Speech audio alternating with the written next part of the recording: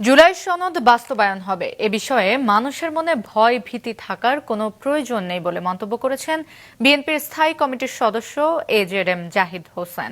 সকালে diploma medical association of বাংলাদেশের নবনির্বাচিত নেতাদের নিয়ে শহীদ রাষ্ট্রপতি জিয়াউর রহমানের মাজারে শ্রদ্ধা নিবেদন শেষে তিনি একথা বলেন।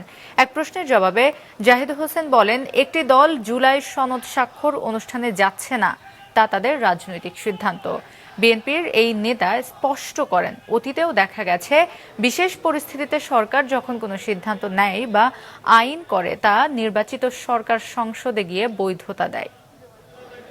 একটি দল অংশগ্রহণ করবে না বলে ওনারা বলেছে, বাট ওনারা ওটাও বলেছে যে ওনারা পরবর্তীতে আবার যখন ডাকা হবে সেগুলোর মধ্যে যাবে এবং যদি ওনারা মনে করে যে এটা সনদে স্বাক্ষর করবেন তাহলে ওনারা স্বাক্ষর করবে। আমার মনে হয় না কোনো ধরনের মানুষের কারো মনে কোনো ভীতি অথবা শঙ্কা থাকার প্রয়োজন কোনো কারণ আছে যে এটি ভবিষ্যতে বাস্তবায়ন হবে না।